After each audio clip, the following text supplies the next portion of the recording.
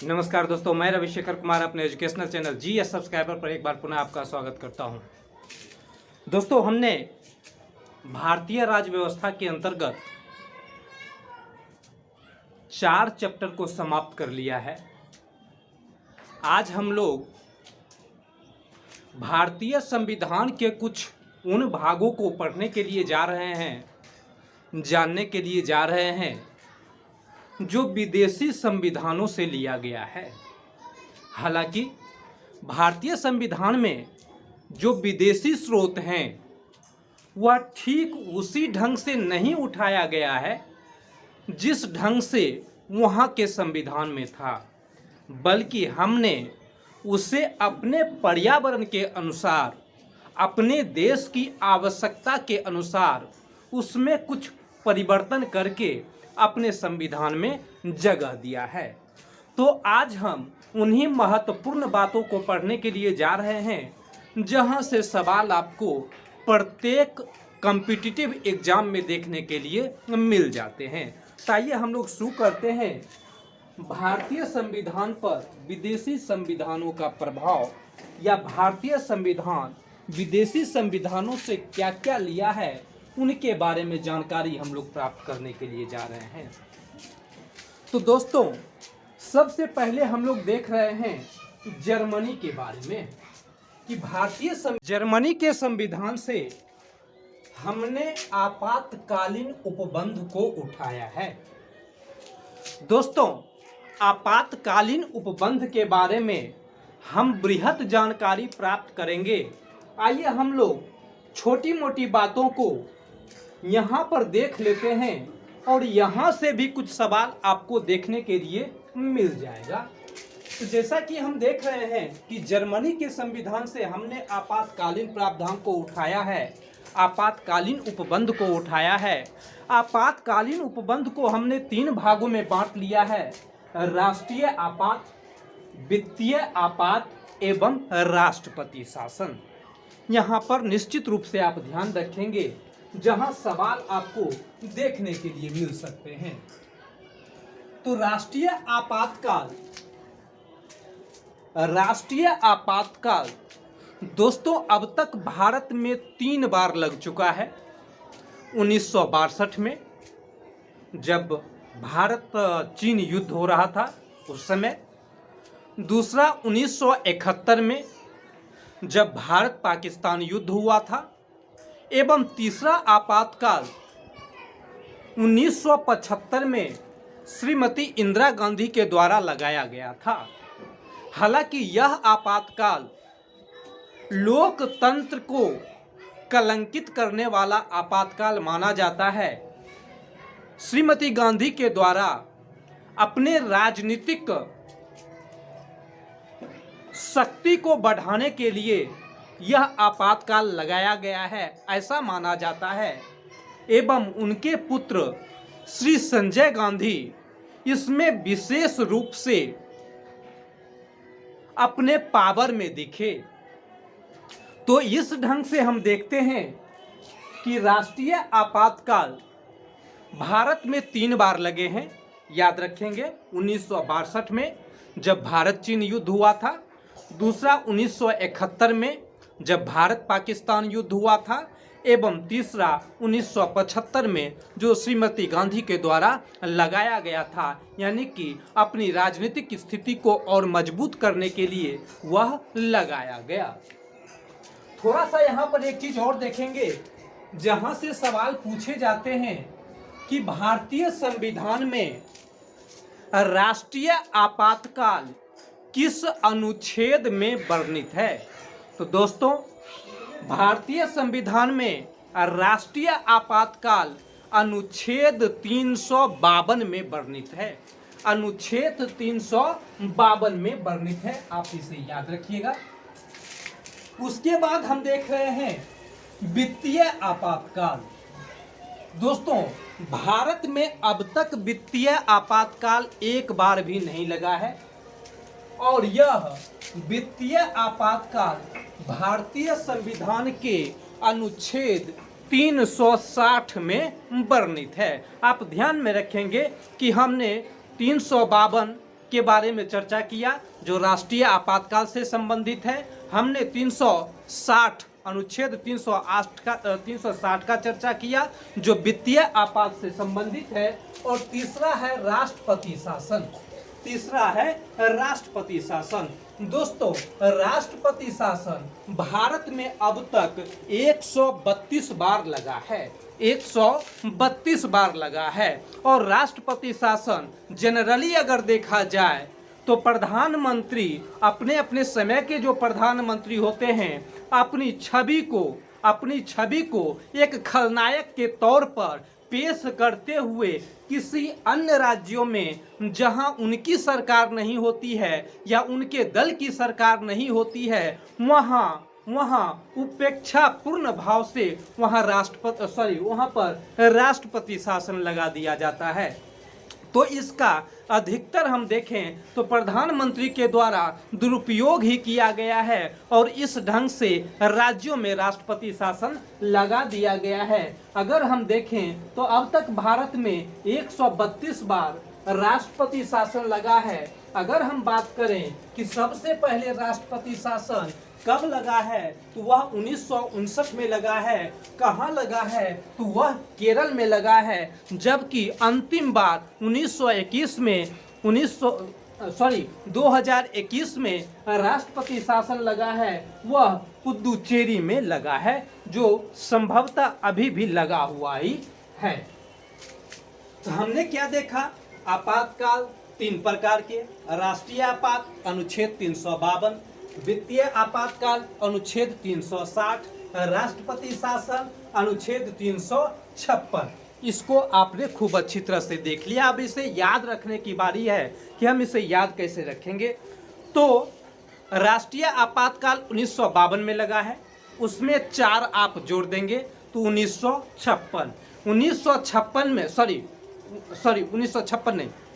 356 यानी कि राष्ट्रीय आपातकाल का प्रावधान जो है अनुच्छेद 352 में हुआ है। अगर 352 में हम 4 जोड़ दें तो वह 356 हो जाता है। तो 356 में किसका प्रावधान है तो राष्ट्रपति शासन का प्रावधान है। किसका उपबंध है तो राष्ट्रपति शासन का प्रावधान है। उसके बाद अगर हम उस 356 में 4 जोड़ दें तो वह 360 हो जाता है। तो 360 अनुच्छेद में क्या वर्णित है तो वित्तीय आपातकाल का प्रावधान किया गया है। एक बार पुनः हम लोग सुनते हैं, सुनते सुनते ही शायद हमें याद हो जाए कि राष्ट्रीय आपातकाल का प्रावधान अनुच्छेद 352 में किया गया है। उसके बाद राष्ट्रपति शासन का प्रावधान अनुच्छेद 356 में किया गया है एवं वित्तीय आपातकाल का प्रावधान अनुच्छेद 360 में किया गया है। इसे आप निश्चित रूप से याद रखेंगे। उसके बाद हमने बताया कि राष्ट्रीय आपातकाल अब तक 3 बार लगा है। पहली बार 1962 में लगा जिस समय भारत चीन युद्ध हुआ था। दूसरा आपातकाल 1971 में, राष्ट्रीय आपातकाल 1971 में लगा जब भारत पाकिस्तान युद्ध हुआ था। तीसरा आपातकाल 1975 में लगा है। उसके बाद हमने आपको बताया कि वित्तीय आपातकाल भारत में एक बार भी नहीं लगा है। वैसी स्थिति भारत में कभी नहीं आई कि वित्तीय आपातकाल लगे। और यह वित्तीय आपातकाल का चर्चा अनुच्छेद 360 में है। जबकि राष्ट्रपति शासन भारत में अब तक 132 बार लगा है। शुरुआती समय में सर्वप्रथम जो राष्ट्रपति शासन लगा है वह 1959 में लगा है और लास्ट में हम देखते हैं तो 2021 में लगा है। 2021 में लगा है यानी कि हमने राष्ट्रीय आपातकाल को देख लिया है।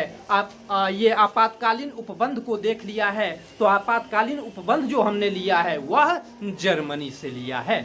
बस इसको आप ऐसे ध्यान में रखेंगे, याद रहेगा। दूसरा हम लोग देख रहे हैं दक्षिण अफ्रीका।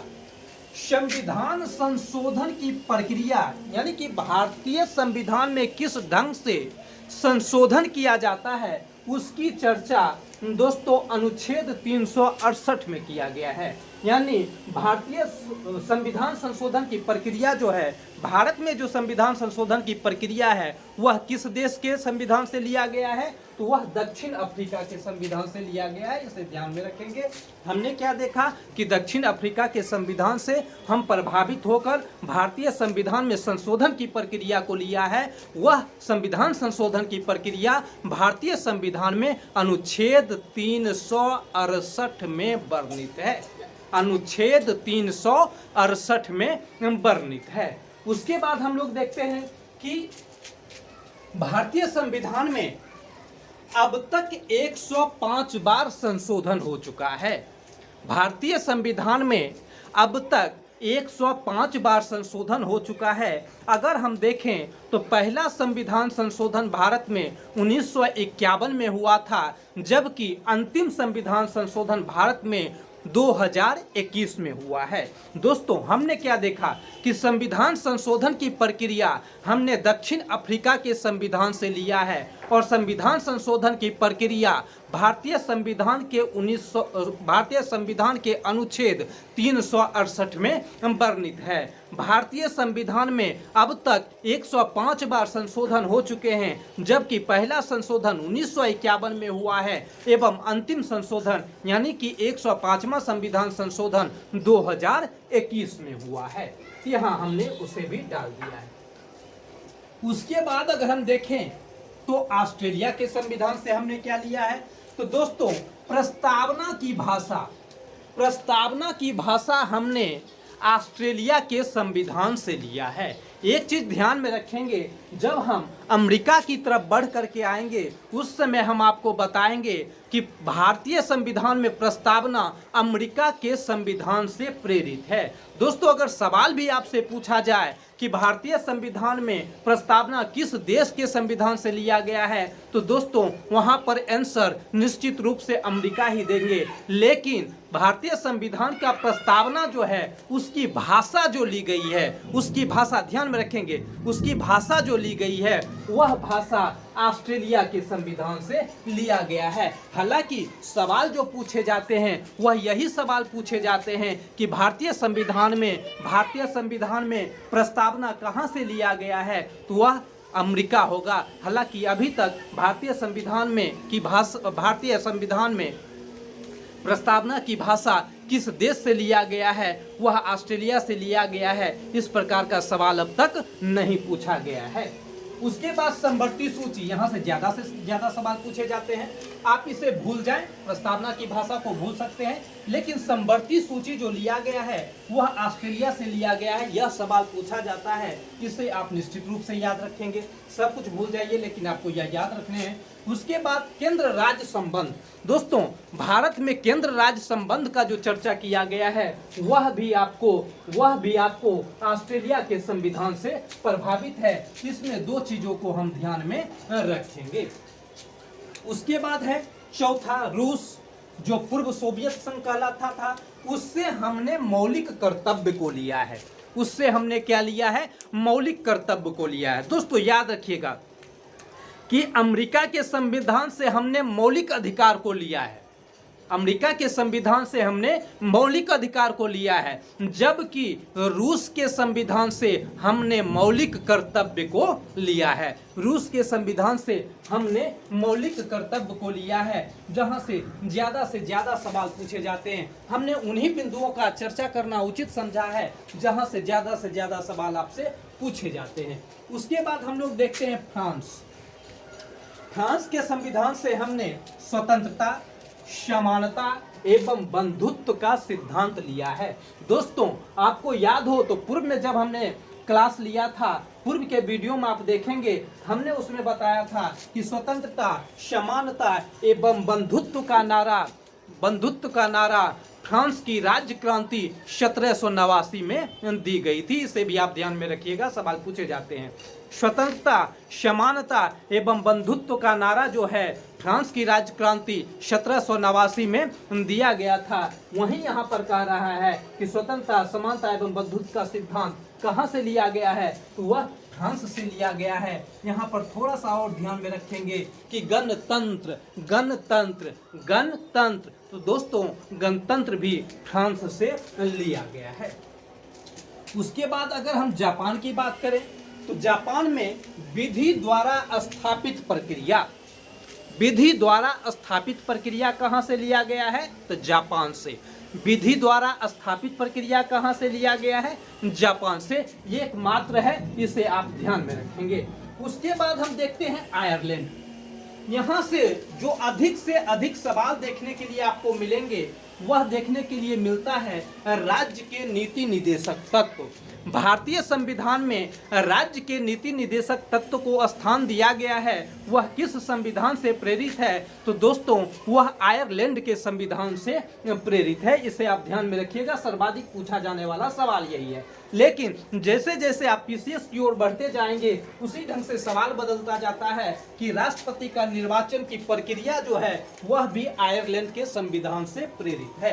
राष्ट्रपति का निर्वाचन की प्रक्रिया आयरलैंड के संविधान से प्रेरित है एवं राज्यसभा में मनोनीत सदस्यों का प्रावधान आयरलैंड से लिया गया है। थोड़ा सा यहाँ पर ध्यान रखेंगे, हमने आयरलैंड से क्या क्या लिया है?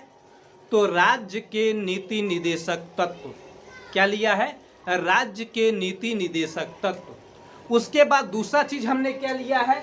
तो दूसरा आप यहाँ पर देखेंगे राष्ट्रपति का निर्वाचन की प्रक्रिया। भारत में राष्ट्रपति का चुनाव कैसे होता है उसकी प्रक्रिया भी आयरलैंड से लिया गया है। और लास्ट में देखते हैं कि राष्ट्रपति के द्वारा 12 सदस्यों का जो भारत में मनोनयन किया जाता है, मनोनीत किया जाता है, वह प्रक्रिया भी आयरलैंड के संविधान से लिया गया है। एक बार पुनः देखते हैं, आयरलैंड के संविधान से हमने राज्य के नीति निदेशक तत्व को लिया है, साथ ही साथ राष्ट्रपति के चुनाव की प्रक्रिया को हमने आयरलैंड के संविधान से लिया है। उसके बाद राष्ट्रपति द्वारा 12 सदस्यों का जो मनोनयन किया जाता है, यह प्रक्रिया भी हमने आयरलैंड से ही लिया है। उसके बाद देखते हैं कनाडा। दोस्तों यहाँ से ज्यादा सवाल पूछा जाता है। यहाँ से सरकार का अर्धसंघात्मक स्वरूप सवाल पूछे जाते हैं। भारतीय संविधान अर्धसंघात्मक है, यह किस संविधान से प्रेरित है? तो दोस्तों यह कनाडा के संविधान से प्रेरित है। भारतीय व्यवस्था अर्धसंघात्मक, भारतीय राज्य व्यवस्था में अर्धसंघात्मक लक्षण जो लिया गया है, अर्धसंघात्मक जो दिखाई देता है वह किस संविधान से प्रेरित है? तो वह आपको कनाडा के संविधान से प्रेरित है।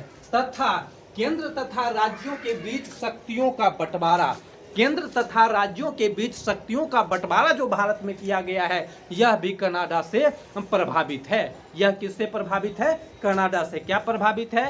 तो केंद्र एवं राज्य के बीच शक्तियों का वितरण, वह किससे संबंधित है? कनाडा से। नेक्स्ट देखते हैं कि राज्यपाल की नियुक्ति। राज्यपाल की नियुक्ति दोस्तों कहां से है? तो वह भी कनाडा से।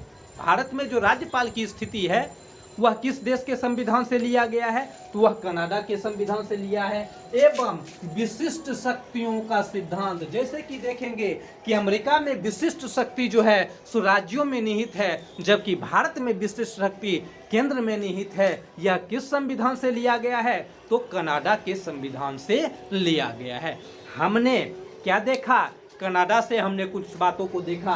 तो सबसे पहले देखा सरकार का अर्धसंघात्मक स्वरूप, उसके बाद देखा केंद्र राज्यों के बीच शक्तियों का वितरण, उसके बाद देखा राज्यपालों की नियुक्ति, उसके बाद अवशिष्ट शक्तियों का सिद्धांत हमने यहाँ से देख लिया है। अब हम लोग अमेरिका की ओर बढ़ते हैं। अमेरिका से हमने लिया है प्रस्तावना को।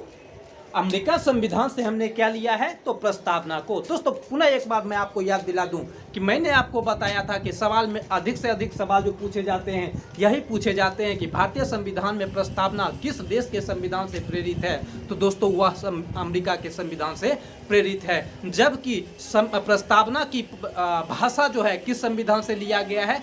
ऑस्ट्रेलिया से लिया गया है, लेकिन वहाँ से सवाल पूछे नहीं जाते हैं। मौलिक अधिकार सर्वाधिक पूछा जाने वाला सवाल है। मौलिक अधिकार कहां से लिया गया है? अमेरिका से लिया गया है। अगर मौलिक कर्तव्य की बात करें तो वह कहां से लिया गया है? रूस से लिया गया है। मौलिक अधिकार कहां से लिया गया है? अमेरिका से लिया गया है। मौलिक कर्तव्य कहां से लिया गया है? तो रूस के संविधान से लिया गया है। उसके बाद हम देखते हैं न्यायपालिका की स्वतंत्रता, यानी कि भारत में भी दोस्तों एक स्वतंत्र न्यायपालिका है। यह कहां से प्रावधान किया गया है? तो यह अमेरिकन संविधान से प्रेरित है। उसके बाद एक सवाल इसी से संबंधित पूछा जाता है कि भारत में न्यायिक पुनर्विलोकन का सिद्धांत, यानी कि जुडिशियल रिव्यू, जुडिशियल रिव्यू कहाँ से लिया गया है, तो वह भी अमेरिकन संविधान से लिया गया है। उसके बाद देखेंगे कि सर्वोच्च न्यायालय के न्यायाधीशों को पद से हटाने की प्रक्रिया जो है वह किस संविधान से प्रेरित है, तो वह भी अमेरिका के संविधान से प्रेरित है। हमने क्या देखा, स्वतंत्र न्यायपालिका की बातें अमेरिका संविधान में किया गया है और वहीं से हमने भारतीय संविधान में लिया। उसके बाद हम न्यायिक पुनर्विलोकन जुडिशियल रिव्यू की बात जो अमेरिका के संविधान में है वही हमने भारत के संविधान में लिया। उसके बाद सर्वोच्च न्यायालय के न्यायाधीशों को हटाने की प्रक्रिया जो अमेरिका में है वही प्रक्रिया हमने भारत में लिया है। यानी कि सर्वोच्च न्यायालय से संबंधित ये 3 बातें जो हैं हमने अमेरिकन संविधान से लिया है। उसके बाद संविधान की सर्वोच्चता, भारत में सर्वोच्च है कौन, तो संविधान। सवाल पूछे जाते हैं, याद रखिएगा कि भारत में कौन सर्वोच्च है, तो संविधान सर्वोच्च है। और यह बिंदु कहाँ से लिया गया है, तो अमेरिकन संविधान से लिया गया है। राष्ट्रपति पर महाभियोग या राष्ट्रपति को हटाने की प्रक्रिया कहाँ से संबंधित है, तो वह भी अमेरिकन संविधान से प्रेरित है। उसके बाद हम देखें उपराष्ट्रपति का उच्च सदन का सभापति होना, उपराष्ट्रपति का उच्च सदन यानी कि अपना राज्यसभा में सभापति होना, यह किस संविधान से प्रेरित है, तो दोस्तों यह भी अमेरिकन संविधान से प्रेरित है। यहाँ भी हमने देखा। एक बार पुनः अमेरिका के बारे में देखते हैं। अमेरिकन संविधान से हमने प्रस्तावना लिया है, अमेरिकन संविधान से हमने मौलिक अधिकार लिया है, अमेरिकन संविधान से हमने राष्ट्रपति को हटाने की प्रक्रिया जो है वह लिया है। उसके बाद अमेरिकन संविधान से हमने स्वतंत्र न्यायपालिका का होना यह लिया है। अमेरिकन संविधान से ही हमने सर्वोच्च न्यायालय के न्यायाधीश को कैसे हटाया जाएगा उस प्रक्रिया को लिया है। उसके बाद अमेरिकन संविधान से ही हमने राष्ट्रपति को कैसे हटाया जाएगा उस प्रक्रिया को लिया है। और उपराष्ट्रपति का उच्च सदन का सभापति जो उपराष्ट्रपति होता है भारत में होता है वह भी हमने अमेरिका से लिया है। लास्ट हम लोग ब्रिटेन को देखने जा रहे हैं। संसदीय शासन प्रणाली, दोस्तों याद रखिएगा भारत संसदीय शासन प्रणाली वाला देश है। यह कहां से हमने लिया है, तो ब्रिटेन से लिया है। याद रखिएगा कि संसदीय शासन प्रणाली का जन्मदाता कौन सा देश है, तो ब्रिटेन है। संसदीय शासन प्रणाली का जन्मदाता कौन सा देश है, तो ब्रिटेन है। और भारत में संसदीय शासन प्रणाली किस देश के संविधान से लिया गया है, तो दोस्तों ब्रिटेन के संविधान से लिया गया है। खास करके द्विसदनीय व्यवस्था, द्विसदनीय व्यवस्था का मतलब यहाँ पर होता है राज्यसभा एवं लोकसभा। राज्यसभा को उच्च सदन कहते हैं जबकि लोकसभा को निम्न सदन कहते हैं। इसी पर हमने आपको बताया था कि राज्यसभा का सभापति उपराष्ट्रपति होता है। यह प्रक्रिया हमने अमेरिका से लिया है, यह प्रक्रिया हमने अमेरिका से लिया है, लेकिन संसदीय शासन प्रणाली हमने ब्रिटेन से लिया है। कानून का शासन, कानून का शासन यानी कि कानून का शासन होगा, व्यक्ति का शासन नहीं होगा। कहां से, ब्रिटेन से लिया है। विधि निर्माण की प्रक्रिया, दोस्तों नियम कानून कैसे बनेगा यह प्रक्रिया हमने कहां से लिया है, तो ब्रिटेन से लिया है। जैसे होता है ना कि हम लोग क्या करते हैं, सबसे पहले विधेयक तैयार होता है, विधेयक तैयार होता है सबसे पहले प्रस्ताव लोकसभा या राज्यसभा में आता है, प्रस्ताव लोकसभा या राज्यसभा में आता है। वह वहाँ से जब आगे बढ़ता है यानी कि सदस्यों के द्वारा उसे मान लिया जाता है तो वह क्या होता है, पुनः क्या हो जाता है, विधेयक के रूप में उसमें जो है सो चर्चा होने लगता है। कहाँ, लोकसभा और राज्यसभा में। और जब सदस्यों के द्वारा एक मत हो जाता है वैसी स्थिति में राष्ट्रपति का उस पर साइन होता है और वह अधिनियम बन जाता है या कानून बन जाता है। तो दोस्तों वही है विधि की निर्माण की प्रक्रिया। भारत में जो विधि बनाया जाता है, कानून बनाया जाता है, वह किस संविधान से लिया गया है, तो वह ब्रिटिश संविधान या ब्रिटेन के संविधान से लिया गया है। संसदीय विशेषाधिकार, संसदीय शासन प्रणाली चूंकि ब्रिटेन से हमने लिया है इसलिए संसदीय विशेषाधिकार भी याद रखिए कि ब्रिटेन से ही हमने लिया है। उसके बाद एकल नागरिकता, दोस्तों अमेरिका में डुअल सिटीजनशिप का ये कल्चर है। वहाँ पर पहले लोग अपने अपने राज्यों का नागरिक होता है, उसके बाद वह अपने राष्ट्र का नागरिक होता है। लेकिन हमने ब्रिटेन से प्रभावित होकर एकल नागरिकता को अपने संविधान में जगह दिया है। इसलिए आप ध्यान में रखेंगे कि भारतीय संविधान में एकल नागरिकता कहाँ से लिया गया है, तो वह आपको ब्रिटेन के संविधान से लिया गया है। अगर राष्ट्रपति का संवैधानिक स्थिति देखें तो वह आपको कहाँ से लिया गया है, ब्रिटेन से लिया गया है। संवैधानिक स्थिति का मतलब क्या? संवैधानिक स्थिति का मतलब होता है दोस्तों, जिस प्रकार से ब्रिटेन में राजा ब्रिटेन का औपचारिक प्रधान होता है, ठीक उसी तरह से भारत में राष्ट्रपति भारत का औपचारिक प्रधान है। इसी संदर्भ में यह पॉइंट लिया गया है कि राष्ट्रपति का संवैधानिक स्थिति भारत में जो है वह किस देश से प्रभावित है, तो वह आपको ब्रिटेन से प्रभावित है। दोस्तों इसमें से सारा पॉइंट महत्वपूर्ण है, बाद बाकी हमने आपको इसमें भी बताया कौन सा पॉइंट महत्वपूर्ण है, जहां से सवाल आपको देखने के लिए मिलेंगे। तो आप इन बातों को ध्यान में रखिएगा। मेरे ख्याल से 1 से 2 बार आप वीडियो सुनेंगे, आपको सारी बातें याद हो जाएंगी, सारी बात आप जानकारी में रख सकते हैं। दोस्तों यह सही बात है कि हमने काफ़ी लंबा समय के बाद इस वीडियो को तैयार किया है। यह खामी हम में माना जाए, मैं इसे अपनी खामी मानता हूँ, लेकिन प्रयास करूँगा कि इस व्यस्त समय में भी मैं आपके लिए कुछ महत्वपूर्ण वीडियो बनाऊँ। चलिए, थैंक यू।